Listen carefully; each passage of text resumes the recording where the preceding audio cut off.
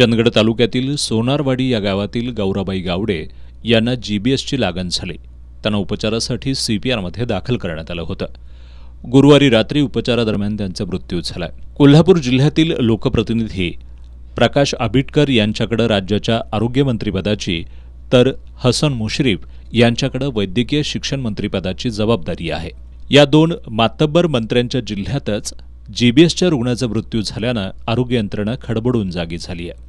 सध्या सीपीआरमध्ये जीबीएसची लागण झालेले 8 रुग्ण आहेत. या सर्व रुग्णांची प्रकृती स्थिर असून औषध साठाही पुरेसा आहे, अशी माहिती वैद्यकीय अधीक्षक डॉक्टर शिशिर मिरगुंडे यांनी दिली आहे. तर सध्या पुण्यातील जे गिलेन-बारी सिंड्रोमच्या आजारामुळं जे थोडे भीतीयुक्त वातावरण निर्माण झाले, त्या अनुषंगानं कोल्हापुरात सुद्धा काही गिलेन-बारी सिंड्रोमचे रुग्ण ॲडमिट झालेले आहेत. परंतु दरवर्षी या प्रमाणात हे रुग्ण तर त्या प्रमाणात ॲडमिट होतात तेवढेच झालेले आहेत.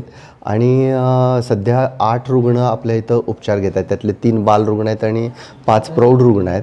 आणि सर्वांना योग्य प्रकारचे उपचार चालू आहेत. ज्याप्रमाणे IV इम्युनोग्लोबुलिन नावाचं एक महागडं औषध आहे, ते आपल्याकडे पुरेशा प्रमाणात आहे आणि सर्वांना ते मिळते. त्याचबरोबर प्लाझ्माफेरेसिस नावाचा हे एक पर्यायी उपचार आहे, तोही आपल्याकडं उपलब्ध आहे. आणि ICU अतिदक्षता विभागातल्या सर्व सोयी आपल्या इथं उपलब्ध आहेत. त्यामुळे सर्व रुग्णांना चांगले उपचार मिळत आहेत. काल एक गौराबाई गावडे राहणार सोनारवाडी तालुका चंदगड येथील एक वृद्ध स्त्रीचा मृत्यू झालेला आहे. पण अशी घटना क्वचित प्रसंगी होते.